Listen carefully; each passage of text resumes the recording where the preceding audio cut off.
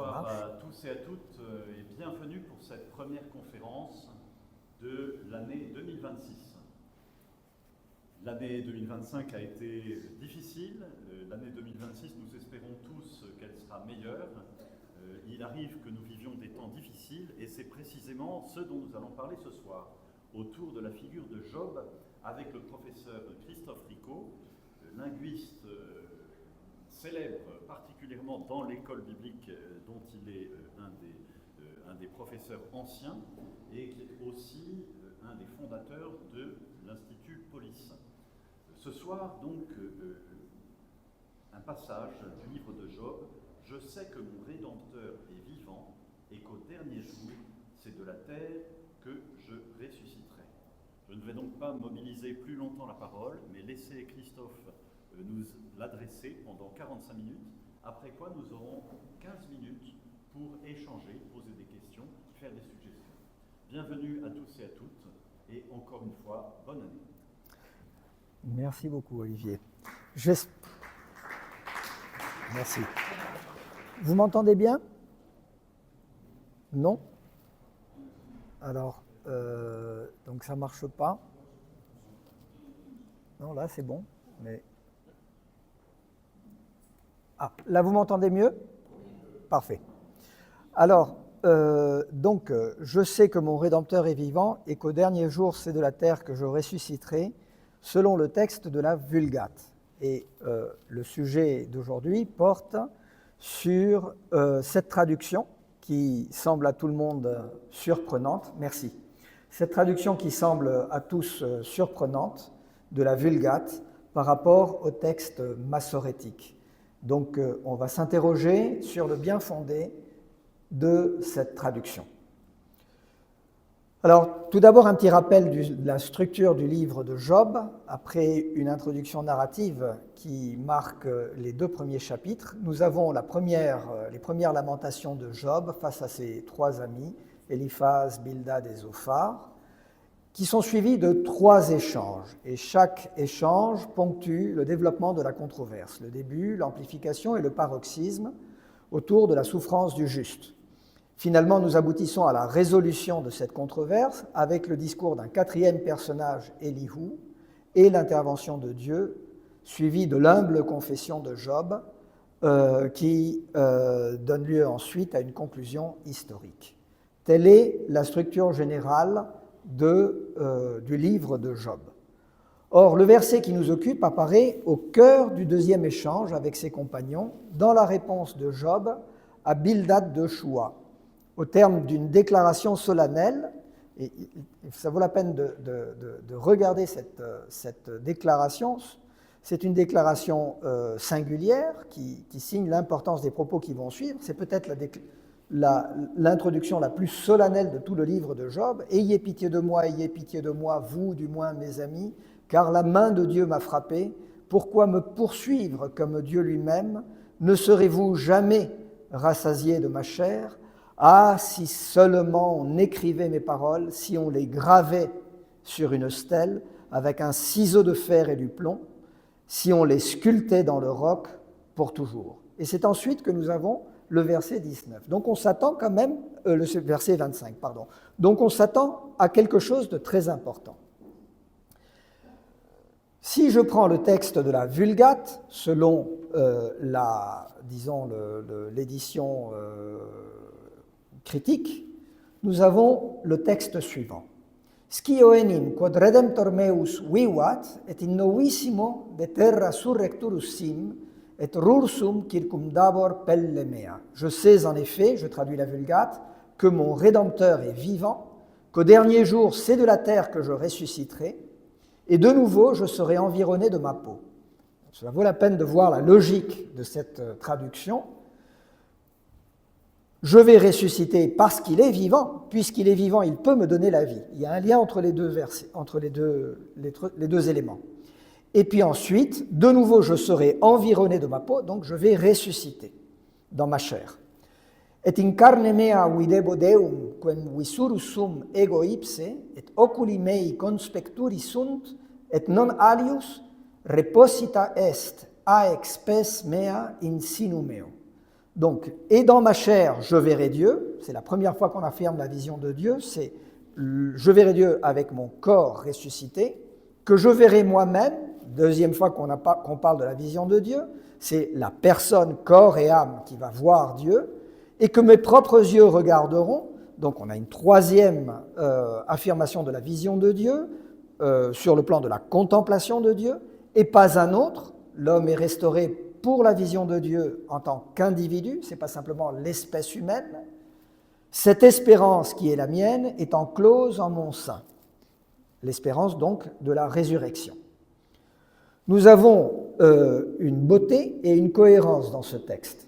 C'est important la cohérence, parce que normalement on s'attend à ce qu'un texte, fût-il ancien, soit cohérent. Le problème qui se pose, c'est est-ce que ce sens est défendable? Est-ce qu'il soutient les preuves d'une traduction de l'original? Est-ce que le concept de résurrection de la chair est possible à une date aussi reculée, quelle que soit la date que l'on attribue à la rédaction du livre de Job? Est-ce qu'il ne s'agit pas plutôt d'une construction théologique de la part de Saint Jérôme? Je l'ai cru pendant très longtemps. Pendant plus de 25 ans, j'ai pensé que vraiment, sur ce point, malgré tout le respect que je porte à Saint Jérôme et à la qualité de ses traductions, que sur ce point, il avait tiré la couverture à soi et qu'il avait en fait interprété. Je pensais que soit il s'agissait d'une erreur, soit au mieux d'une interprétation théologique de Jérôme. Et je l'ai pensé jusqu'à l'année dernière. Et je voudrais vous dire, ce n'est pas la première fois que ça m'arrive, de penser que Jérôme s'est trompé, et puis en creusant, tout à coup on se dit, mince, il y a quelque chose là. Je vais vous montrer un petit peu le résultat de mes recherches. Voyons d'abord le texte massorétique et essayons de le traduire selon la tradition rabbinique et de le comparer aux traductions modernes. Va'ani yadati goali chai, et moi j'ai su que mon Rédempteur est vivant. Ve'acharon al-afar yakum, et le dernier sur la poussière il se lèvera. J'ai déjà un problème du point de vue de la cohérence. J'ai traduit ce que le texte me donne, mais j'ai un problème avec la cohérence, disons, textuelle. Pourquoi souligne-t-on que Dieu est vivant? Y a-t-il un rapport? Pourquoi ça tombe comme ça, comme un cheveu sur la soupe? Pourquoi nous dit-on que mon Rédempteur est vivant et le dernier sur la poussière il se lèvera? Est-ce qu'il se lèvera parce qu'il est vivant? Est-ce qu'il se lèvera, puisqu'on parle de Dieu, mon Rédempteur, est-ce qu'il se lèvera pour me défendre en un jugement terrestre, le jugement face aux trois compagnons de Job? Ve'achar ori nikfu zot ou mipsari echeze Eloha. Donc, ve'achar ori nikfu zot. Et après que ma peau, on l'aura tranchée de la sorte, selon la tradition rabbinique. Et selon la Bégie, et après que ma peau, on l'aura arrachée. Donc, est-ce que cela veut dire que je dois mourir, être torturé, en me mettant à la place de Job? Ensuite, Umipsari echeze Eloha, de ma chair je regarderai Dieu, c'est la traduction que donne toute la tradition rabbinique. Rashi, Ibn Ezra, Ramban, voilà comment au sein du judaïsme rabbinique on a compris le texte, de ma chair. Or, dans la Bégie 73 et la Bégie 98, on traduit autrement, on dit « hors de ma chair ». Donc, si je retiens cette deuxième traduction, est-ce que cela veut dire que lorsque je serai mort et non ressuscité, je verrai Dieu? Mais comment? En extase peut-être? Serais-je vivant si on m'a arraché la peau? Verrai-je Dieu en cette terre? De quoi parle-t-on? Il y a beaucoup de questions que pose les traductions habituelles du texte, de ce texte. Asher ani echeze li, lui que je regarderai moi-même. Ve'enai raou velo zar, et mes yeux l'ont vu, et pas quelqu'un d'autre. Kalou kliotai becheki, mes reins se consument en mon giron. J'ai traduit littéralement. Le texte hébraïque dit, si on comprend kalou comme l'idée de se consumer, mes reins se consument en mon giron. Et là encore, de gros problèmes. Évidemment, on traduit autrement, on fait des joliesses de style, on essaye d'arranger un petit peu la traduction, mais le texte dit « Mes reins se consument en mon giron ». Or, logés derrière, vers la partie basse du tronc, et à l'intérieur de l'échine, les reins se trouvent à l'opposé du giron d'une personne qui se trouve devant, vers la partie supérieure du tronc, et à l'extérieur. Le giron n'est pas à l'intérieur. Donc comment se fait-il que mes reins se consument en mon giron? Quelles sont les conséquences que l'on peut tirer du texte massorétique tel qu'on l'a? On voit la nécessité d'une analyse à nouveau frais, parce qu'en tenant compte du contexte du livre dans son ensemble, et des chapitres 16 à 19 en particulier, puisqu'un texte doit avoir un sens et une cohérence, il est important de faire la critique textuelle du passage qui nous occupe, parce que le texte massorétique peut parfois, ce n'est pas fréquent, mais il peut parfois comporter des erreurs de transmission, et il faut savoir quel sens donner à chaque terme à la lumière de la réception ancienne, en ayant confiance dans la réception, surtout lorsqu'elle est concordante, la réception ancienne contre l'interprétation du texte massorétique au sein du judaïsme rabbinique. Voici Job sur un tas de fumier sur la toile de Gonzalo Carrasco. Quel est le contexte littéraire de Job 19? Nous avons un homme profondément pieux, un non-juif, qui perd en un seul jour tous ses enfants et ses biens. Pour comble de malheur, il est accusé par ses amis de mériter ses peines. Le livre présente le dialogue entre Job et ses compagnons. Face à ses amis qui attribuent ses peines à des fautes cachées, Job proclame son innocence. Il plaint son sort devant son Créateur avant de s'incliner devant le mystère de la douleur et des desseins de Dieu. Le Seigneur finira par le récompenser, allongeant sa vie sur terre, multipliant sa descendance et ses biens. Par l'intercession de Job, Dieu pardonnera à ses compagnons qu'il avait accusés à tort. Nous sommes dans le second échange, dans la réponse de Job à Eliphaz. Voyons d'abord le début du second échange, les chapitres 16 et 17, avant d'arriver au chapitre qui nous occupe. Au cœur des dialogues entre Job et ses compagnons, l'homme frappé par Dieu évoque son humiliation extrême. « J'ai cousu un cilice sur ma peau desséchée, j'ai traîné mon front dans la poussière. » Job affirme alors que même dans le séjour des morts, il sera en quête d'une espérance. Donc il y a une hésitation, il y a une recherche. Si je dois espérer pour ma demeure le séjour des morts, dans les ténèbres étendre ma couche, dire au tombeau, tu es mon père, tu es ma mère et ma sœur à la vermine, où donc sera mon espérance? Mon espérance, qui la regarde? Jusqu'au fond du séjour des morts, elle descendra si elle vient avec moi, et que le repos se trouve dans la poussière. En réponse aux paroles de Job, l'un de ses compagnons, Bildad de Choua, va décrire le châtiment que le Seigneur réserve aux criminels. C'est le chapitre 18. Et c'est alors que Job proclame de nouveau son innocence, au milieu des épreuves que Dieu lui a réservées. À ma peau et à ma chair collent mes os, et je n'ai pu échapper qu'avec la peau de mes dents. Puis Job demande à ses compagnons de le prendre en pitié, espérant que ses paroles demeurent à jamais gravées sur une stèle. Alors, les points d'accord, aussi bien pour la tradition massorétique que pour le texte de la Vulgate, c'est que même dans la poussière, son Rédempteur est vivant, et que de ses propres yeux, il verra Dieu. Ces versets célèbres ont été repris dans la liturgie pour évoquer la vie éternelle. Nous allons voir pas à pas les versets 25 et 26, et je vais commencer par le verset 26. Mi psari. Chaque époque, dans la traduction de ces versets célèbres, a ajouté une couche de difficulté à des textes difficiles dans son effort d'interprétation. On doit un peu faire comme avec les artichauts, il faut enlever les différentes couches pour arriver à la réception ancienne et essayer de comprendre. Sans ma chair, traduit-on aujourd'hui assez souvent. Le sens est forcé, il n'a jamais été proposé pour Job 19-26 avant l'époque moderne. Et quand il y a une traduction qui n'a jamais été proposée avant l'époque moderne, il faut se méfier. Il faut se méfier parce que ça veut dire que tous nos prédécesseurs avant l'époque moderne n'ont rien compris. Or, un texte est fait pour être compris par ses premiers récepteurs. La préposition min peut avoir le sens de abstraction faite de, loin de, sans avoir recours à.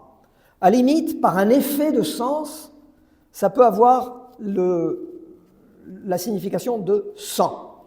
Mais l'idée d'éloignement reste toujours prégnante. On ne peut pas l'appliquer à quelque chose qui nous a été arraché ou qui a été détruit à jamais sans retour. Je vous donne les exemples que j'ai trouvés qui se rapprochent le plus de l'interprétation de min ou mi par la préposition française sans, S-A-N-S. Mini-regel, ils sont oubliés du pied qui passe, mais le pied n'est pas détruit. Mi-pachad, les maisons sont en sécurité loin de la peur, mais la peur est là, quelque part. Mi-aene haeda, loin des yeux de la communauté, mais la communauté existe.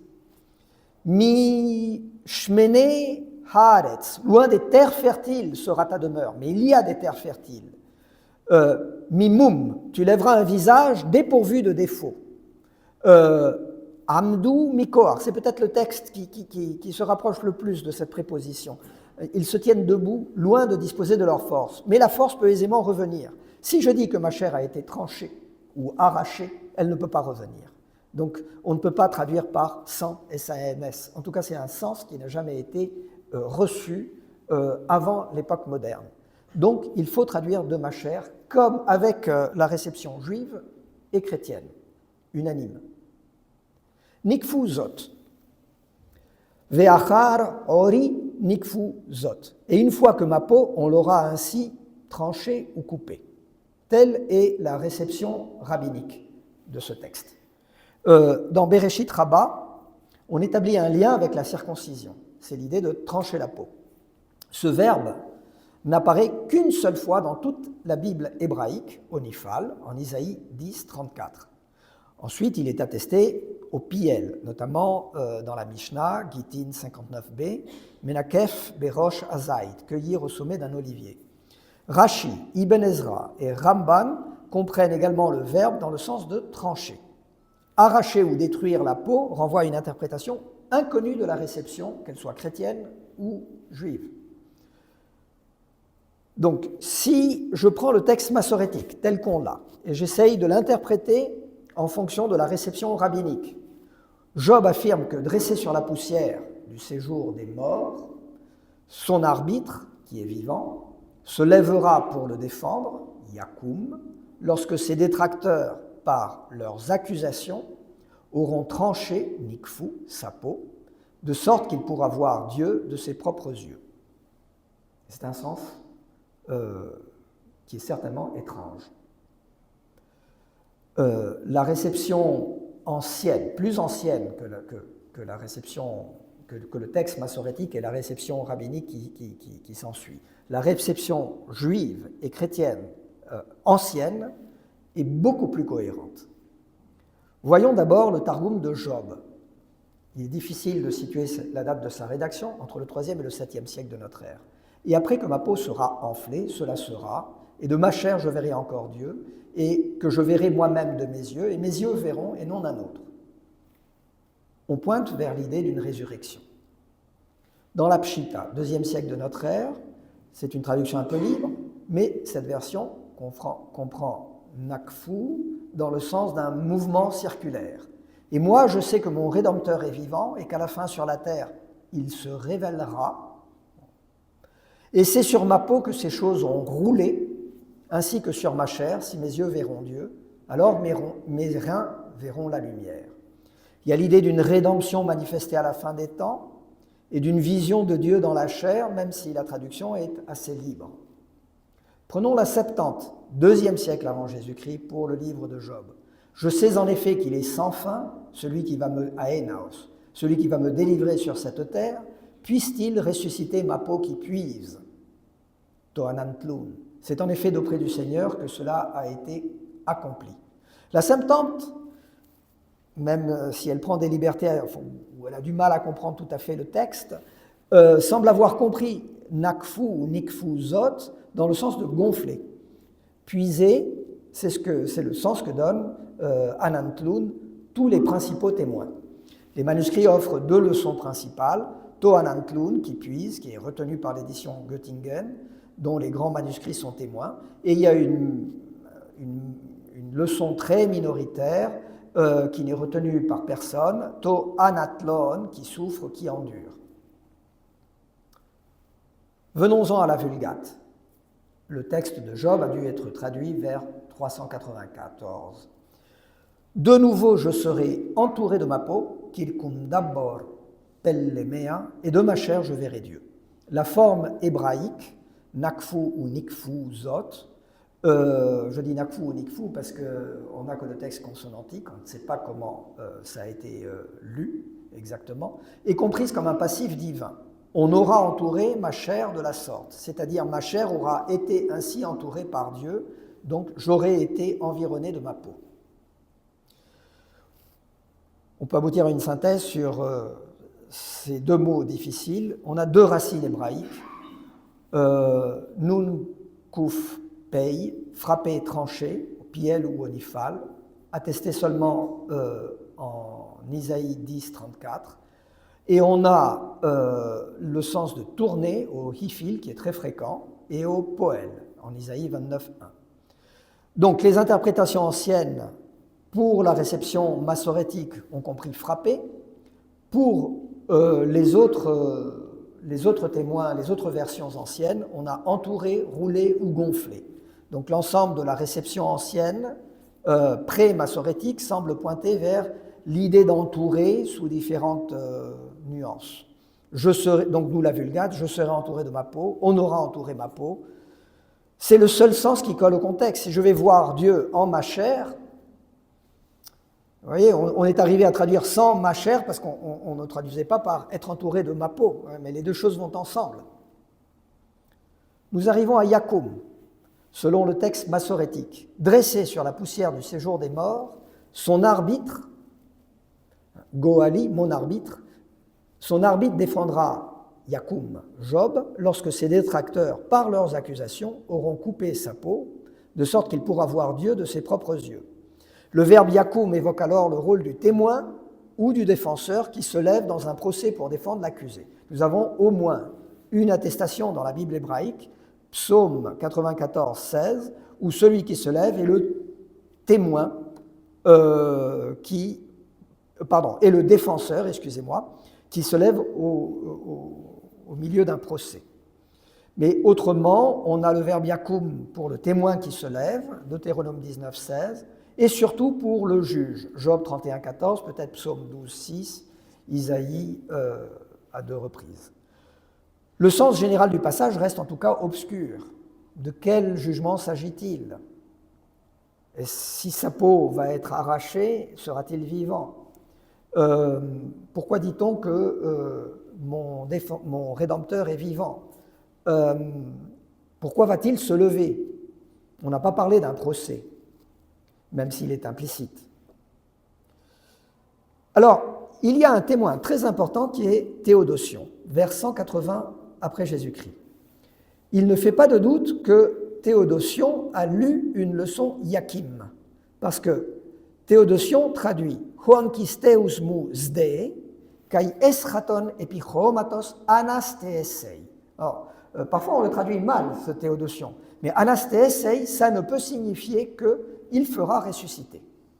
Mon proche parent, Huankisteus mu, celui qui a droit de rachat, est vivant, et à la fin, sur un amas de terre, il fera en sorte qu'on ressuscite, que les gens ressuscitent ou que l'on ressuscite. Anasteesei est transitif. Il n'a jamais de valeur intransitive, en grec.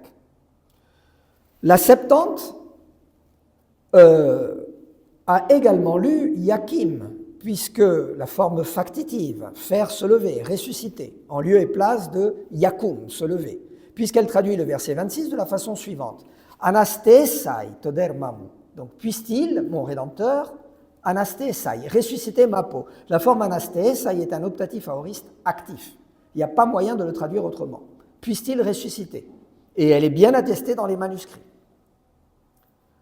D'ailleurs, la Vetus Latina, tous les témoins de la Vetus Latina traduisent cette valeur active. resuscitare pellem meam quae portavit, dit saint Ambroise, resuscitabit corium meum, suscitabit corpus meum hoc, quod multa mala passum est. Il y a une différence en latin entre resuscitare, le sens actif, et resurgere, le sens réfléchi. Revenons à la Septante, la leçon Iakim. Il est intéressant de voir que la version grecque conclut le livre de Job par un commentaire qui ne figurait pas dans l'original hébraïque. Si vous vous souvenez, le dernier verset du texte hébraïque, c'est « Job mourut vieux et comblé de jours ». Et ce que la Septante traduit fidèlement, « Kai eteleutesen Job presbyteros kai pleres gemeron ». Mais la Septante ajoute, juste à la suite, quelque chose qui n'est pas dans l'hébreu, un commentaire. Il est écrit toutefois, gegraptaide, qu'il ressuscitera, anastesesai, de nouveau, avec ceux que le Seigneur va ressusciter, anistesin. Et là, c'est clairement un sens transitif. Où est-ce écrit? Où cela a-t-il été écrit? Il est évident, la conclusion, disons en tout cas évident, la conclusion la plus naturelle, c'est de penser qu'on est en train de commenter le texte en fonction du texte et que l'on renvoie à Job 19, 25, puisque là, nous avons également cette forme active.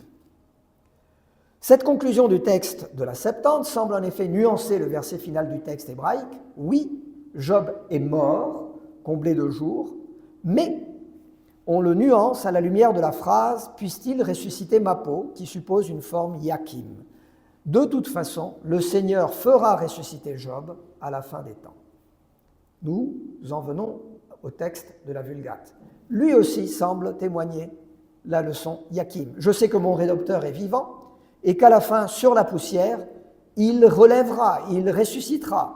Comprenons, il me relèvera, même si ce n'est pas dit. C'est-à-dire en inversant le point de vue, puisqu'on a une traduction qui est littéraire, je serai relevé, je ressusciterai, puisqu'il me relèvera. Donc, c'est la leçon Yakim.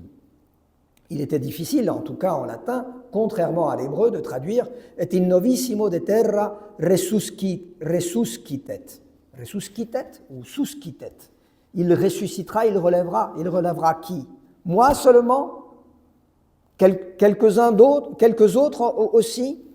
D'où le plus simple, c'est de traduire « et in novissimo de terra surrecturussim ». Un principe que donnait saint Jérôme dans une de ses lettres, où il commentait l'art de la traduction, c'était de dire qu'il ne fallait pas traduire mot à mot, mais tamquam appendere, donner le même sens. Non ad numerare, c'est tamquam appendere. Non pas traduire pour donner le même nombre de mots, mais pour rendre le même poids dans la langue d'arrivée que le poids que nous avons dans la langue de départ.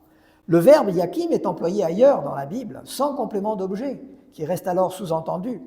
En Deutéronome 22, 4, ça donne sublevabis. Dans la Vulgate, en Jérémie, saint Jérôme a été obligé d'ajouter un eum, parce que sinon on ne comprend pas, suscitet eum. Et puis, kalu kliotai be cheki. Donc, comme je le disais tout à l'heure, logé derrière, vers la partie basse du tronc, à l'intérieur de l'échine, les reins se trouvent à l'opposé du giron d'une personne, qui se trouve devant, vers la partie supérieure du tronc, et à l'extérieur. Donc, le sens littéral de rein est impossible, puisque les reins ne sauraient se loger dans le giron d'une personne. Le mot kliotai est donc pris dans son sens métaphorique.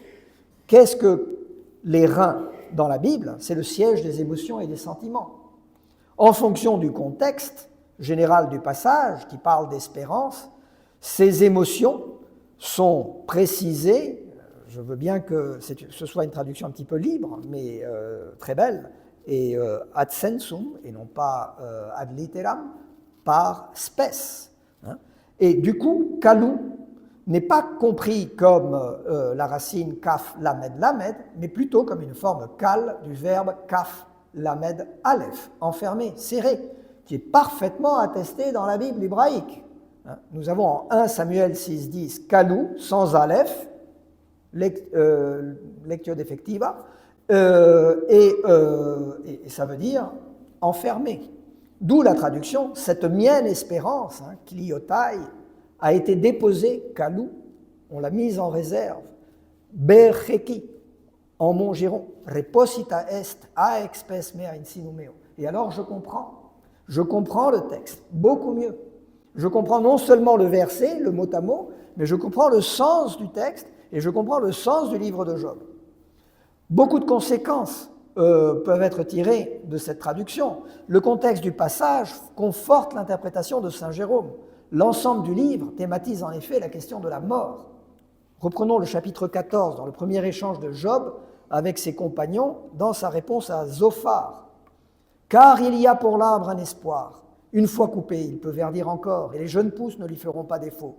Quand bien même sa racine aurait vieilli en terre et que la souche serait morte dans le sol, dès qu'il flaire l'eau, il bourgeonne et se fait une ramure comme un jeune plant, et que l'homme meurt et reste inerte, et qu'un humain expire. Où donc est-il ?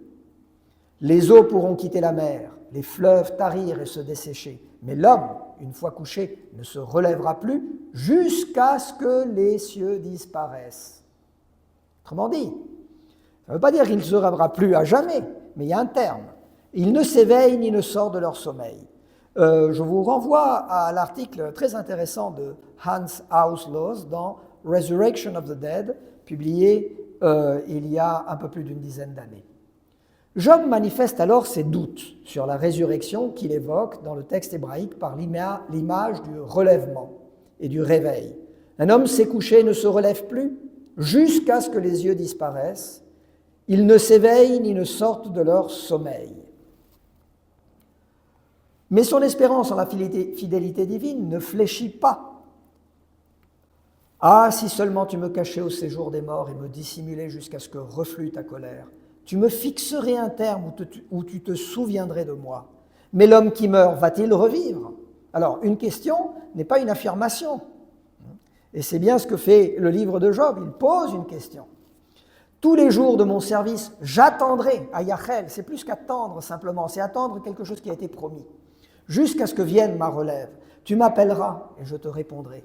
Tu languiras après l'œuvre de tes mains. » Dans le discours suivant, Job développe cette thématique.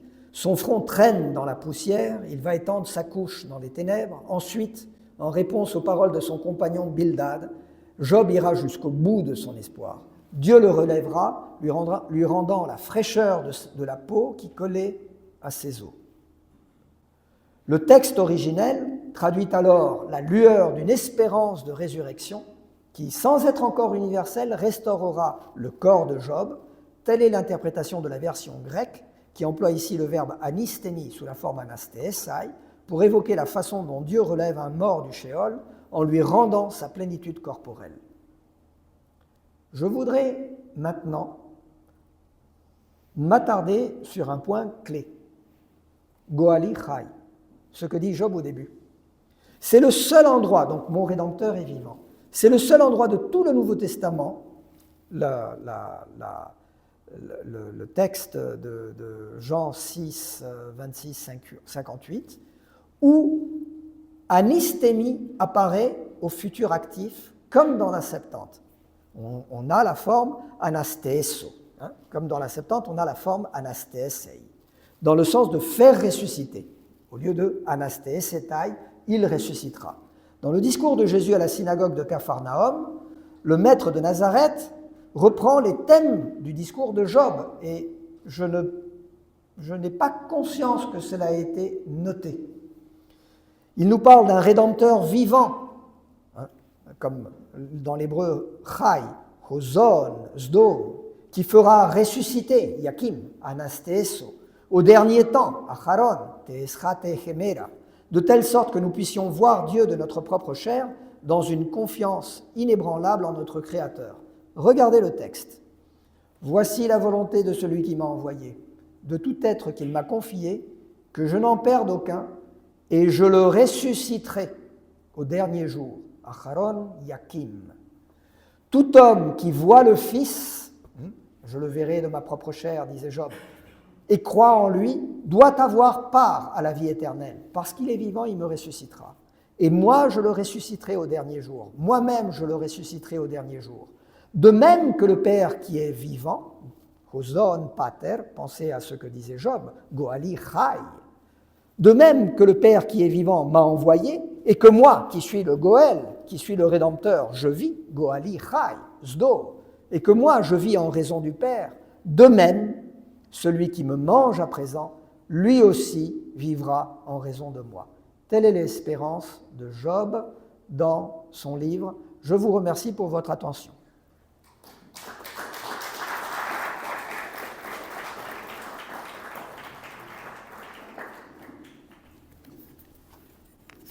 Eh bien, merci beaucoup Christophe pour cette brillante présentation. Nous avons maintenant une quinzaine de minutes pour échanger, pour revenir, pour soumettre d'autres interprétations de traduction, d'autres options. Qui veut prendre la parole en premier? Alors. Pardon. Merci Christophe d'avoir osé reprendre ce texte difficile. Je signale que à l'époque, un siècle avant Jésus-Christ et après, on ne distingue pas souvent dans l'écriture araméenne Vav et Yod. Donc on peut dire Yakum et Yakim. Donc les deux sont possibles. Alors c'est le choix de l'interprète ou du scribe qui fait une chose. La deuxième chose, hélas, dans le Targum de Job de Qumran, on n'a pas ce passage-là, il n'est pas conservé. Mais à la finale, il y a un texte supplémentaire par rapport au texte massorétique. Hélas, on n'a que les restes de quelques lettres. Et on ne peut pas dire grand-chose. Mais le texte de Targum de Job ajoutait quelque chose de plus. Oh, c'est intéressant. Mais il n'y a que quelques lettres. J'ai essayé de comprendre un peu des petits fragments, mais c'est désespéré. Okay. Merci, c'est Merci, très intéressant qu'il y ait quelque chose de plus dans ce Targum. Et c'est vrai que parmi les erreurs les plus fréquentes que l'on a dans la transmission des textes en hébreu, le Yud et le Vav, c'est extrêmement fréquent. Merci. Alors oui, parce que Loukas, tu t'es fait griller la première question. Normalement, c'est ton monopole. Le sujet de la peau est intéressant parce que ça, c'est vraiment une métonyme de certains aspects de la personne humaine.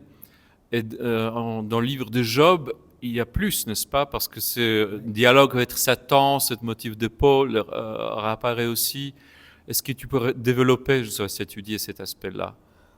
Oui, juste avant, je n'ai échappé qu'avec la peau de mes dents, dit Job, juste avant ce texte. C'est une image très, très osée, la peau des dents.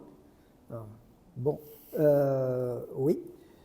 Non, il y aurait toute une étude à faire sur la thématique de la peau dans oui, et c'est une question d'anthropologie biblique, oui, je suis tout à fait d'accord. Oui. Je n'ai pas étudié la question, mais c'est un sujet extrêmement intéressant. Oui. La peau, c'est quelque chose qui nous fait souffrir, non? C'est un aspect de maladie de Job, donc quelque chose qui est justement peut-être cet aspect de physique, mais qui est fragile. Ouais. Peut-être c'est ça mon intuition. Et s'il devrait être vrai pour Job, ça devrait être aussi vrai pour toute l'histoire biblique, mais je sens qu'il y a cette question de la peau oui. assez présente. Oui, je pense que tu as tout à fait raison. Tout à fait. Oui.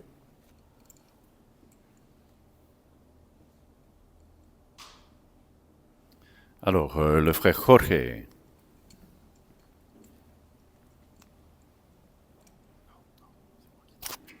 Je sais que Baal est vivant, que le prince de la terre existe. C'est le cycle de Baal, c'est la phrase de Ilou quand il a appris que Baal a ressuscité. Ah. Il était mort, plus tard il n'était plus mort, et Ilou apprend que Baal est vivant, donc il dit « Je sais que Baal est vivant, oui. Et le prince de la terre existe ». Et c'est un texte univoquement de résurrection, oui. Sans doute possible. Oui. C'est Dougarit. Mais merci beaucoup. Je suis convaincu, non, c'est très intéressant ce que tu dis, je suis convaincu qu'on doit quand même prendre note du fait que je sais que mon Rédempteur est vivant. Pourquoi dit-il cela? Il aurait pu tout simplement dire, je sais que j'ai un Rédempteur. Si c'était simplement quelqu'un qui va se lever dans un procès terrestre, je sais que j'ai un Rédempteur. Mais si on parle de la poussière à la phare, pourquoi est-ce qu'on va parler de la poussière? La poussière, c'est quand même une thématique de la mort, de l'Hadès, du Sheol, de l'au-delà. Ceux qui gisent dans la poussière, c'est une image. Donc, on est vraiment dans le contexte de la mort. Et c'est là qu'on parle de mon Rédempteur qui est vivant parce qu'il peut donner la vie. Effectivement, autrement, on ne comprend pas le texte. Parce que si c'est simplement, voilà, je sais que j'ai un Rédempteur et que le dernier dans ce procès, il se lèvera et il me défendra, si c'est ça le sens, pourquoi dire qu'il est vivant? Il vaut mieux dire, je sais que j'ai un Rédempteur. Ça peut se dire parfaitement en hébreu.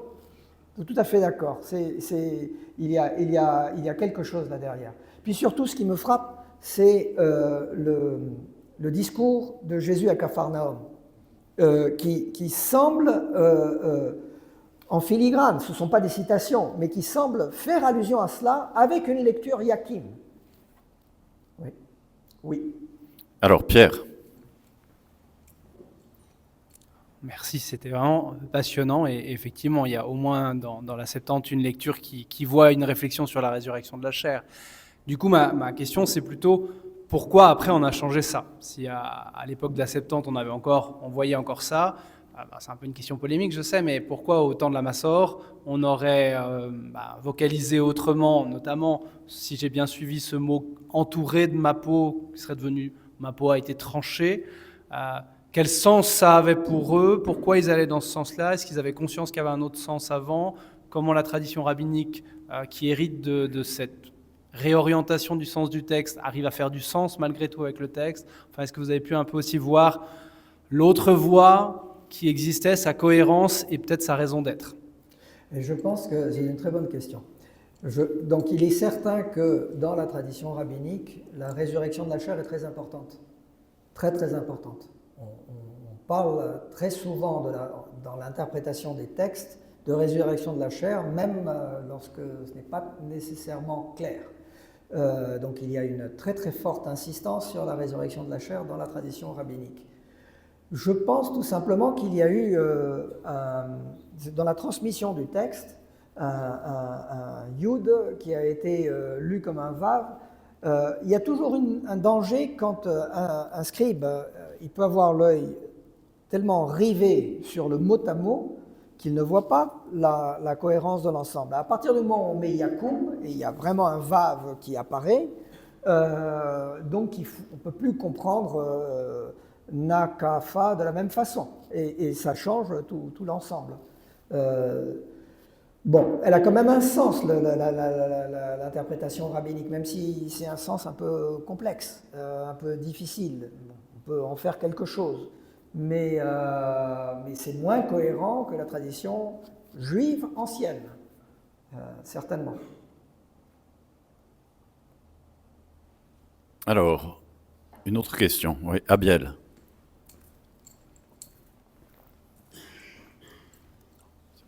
Pour ce qu'on disait tout à l'heure pour la peau, il y a le texte d'Ézéchiel aussi, Ézéchiel 37, où on voit que la résurrection, il y a d'abord des nerfs, de la chair, et je crois qu'il y a la peau aussi. Oui. Alors est-ce que vous avez fait un lien, parce qu'on voit que c'est la dernière étape de la résurrection, pour qu'elle soit complète dans la vallée de Josaphat, est-ce que vous faites un lien avec ce texte-là et le texte de Job? Alors, je n'ai pas vraiment étudié à fond le texte d'Ézéchiel. Je sais qu'il est discuté, qu'il y a toute une interprétation qui va plutôt dans le sens de la restauration d'Israël. Il y en a d'autres qui expliquent le texte en fonction de la résurrection. Je n'ai pas vraiment étudié le texte pour pouvoir avoir une opinion sur le sens. Ce qui est sûr, c'est que dans ce texte, on a les verbes clés de la résurrection. On a le yakum, yakitz, tout ça, ça apparaît. Je ne peux pas vous en dire plus. C'est un texte mais je pense que Émile Pech pourrait dire quelque chose là-dessus, parce que c'est un texte qu'il a travaillé. Alors voilà, Émile en meurt d'envie, donc Émile, tu as le micro. Oui, il y a une relecture en Qumran du passage d'Ézéchiel. où c'est clair, la chair et la résurrection. C'est une relecture oui. qui n'est pas la restauration d'Israël, mais qui est une résurrection. Une vraie résurrection. Je l'ai écrit dans un article, même plusieurs fois. C'est une relecture dans le pseudo-Ézéchiel à Qumran. Je ne sais plus par cœur. Il y a 3 manuscrits, 1478, je crois, 76, 18. Je ne sais plus par cœur, mais je peux Et te il date montrer. de quand, ce manuscrit? Probablement du 2e siècle avant Jésus-Christ déjà, ou au moins. Donc par rapport à Ézéchiel, on n'est pas si loin. Ben, Un peu, bon, il y a quand même 3 siècles oui, mais enfin, non, mais la relecture est claire Oui. pour la résurrection. Donc au moins au 2e siècle oui, avant Jésus-Christ, c'était oui. comme ça qu'on comprenait Et le puis texte. dans le texte que j'ai publié pour ma thèse, 1421, il y a le verbe Yakum aussi, et meti ammo, donc quand le Messie va ressusciter les morts de son peuple. Puis il y a le problème du pont, du passage du pont. Ça, c'est clair, Oui. ça crève les yeux déjà Oui. au 2e siècle avant Jésus-Christ. Oui, Donc, on comprend la lecture rabbinique, enfin, en juif ancienne, oui. et oui. même du Nouveau Testament. Oui, tout à fait. Merci. Merci. Alors vous pouvez oser parler après le professeur Puech, c'est autorisé. Sur d'autres questions, n'hésitez pas. Oui, Łukasz. Je ne sais pas qu'est-ce que tu as posé la question à propos de l'interprétation moderne qui était tellement, disons, mine, n'est-ce pas? Ah oui. Or, c'est encore une autre question. Pourquoi, en certains moments, on a choisi fait ce choix? Parce que même cette démythologisation un peu bizarre, parce qu'il y a des résurrections dans l'Ancien Testament sans aucun problème. Élie faisait des ressuscitations, il y a au minimum 3, même après sa mort. Donc, faire revivre un mort, ce n'est pas un problème dans l'Ancien Testament. Donc, pourquoi c'était... Oui. Quelle est ta interprétation? Pourquoi Non, cette fashion intellectuelle a changé? Je pense tout simplement, c'est que le texte massorétique est obscur. Donc il faut lui donner un sens. Le texte massorétique est obscur. Si on lit Yakoum, le texte devient obscur. Voilà ce que je pense. Donc, à partir du moment où le texte est devenu obscur, rendons-le clair. Mais si on garde la lecture Yakoum, eh bien, pourquoi on va parler de ma peau, je verrai Dieu. Mais enfin, on n'a pas dit que tu étais mort, donc qu'est-ce qui se passe là? Alors, donc, automatiquement, la seule façon, c'est de dire sans ma peau, parce que je suis mort, mais je suis dans le Sheol, mais sans ma peau, je verrai Dieu. C'est comme ça que je comprends. Mais effectivement, ça n'a pas de sens. C'est-à-dire que tout le problème, c'est le Yakoum. Tout tourne autour de ce pivot. Soit c'est Yakoum, soit c'est Yakim. Ça ne peut pas être les deux. C'est-à-dire, soit à l'origine, le scribe, ou le rédacteur de Job, soit il a écrit Yakim, soit il a écrit Yakoum. Ce que je pense, c'est que Yakim colle beaucoup mieux dans le sens de tout le livre et du contexte proche, et que l'interprétation ancienne s'accorde avec une lecture Yakim. Voilà ce qu'on peut dire, en essayant d'être le plus, disons, prudent possible. Mais à partir du moment où on lit Yakoum, le texte est complètement déséquilibré. On change...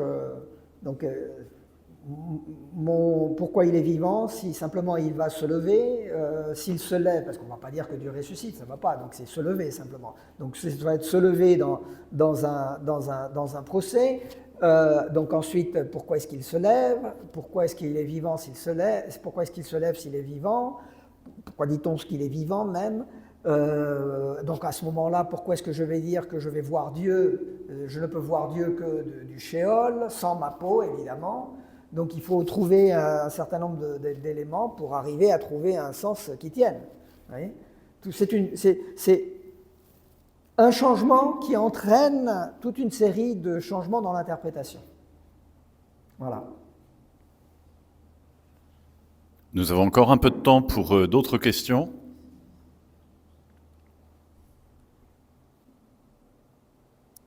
Une fois, 2 fois, 3 fois. Alors, un grand merci à Christophe d'avoir inauguré cette année. Merci à vous.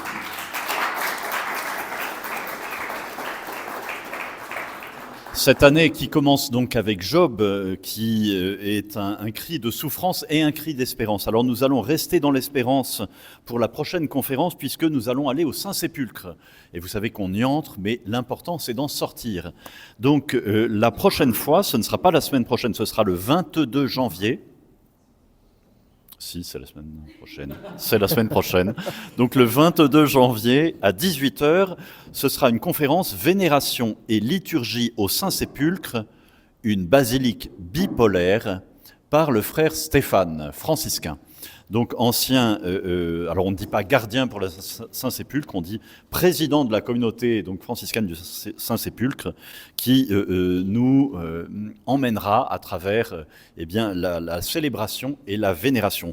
Et puis demain soir, vous êtes invités à un concert chez les Pères Blancs. Et si vous avez des questions, vous avez le Père Laurent qui est dans le fond et qui pourra vous y répondre. Les Pères Blancs, Sainte-Anne, une magnifique acoustique. C'est demain 16 janvier à 17h. Et enfin, n'oubliez pas, pour vous qui nous regardez en ligne, et même pour vous qui êtes ici, les Dominicains sont un ordre mendiant. N'hésitez pas à nous soutenir. Vous pouvez faire des dons en ligne, déductibles des impôts, sur ebaf.edu. Merci à tous et à toutes, bonne soirée et à très bientôt.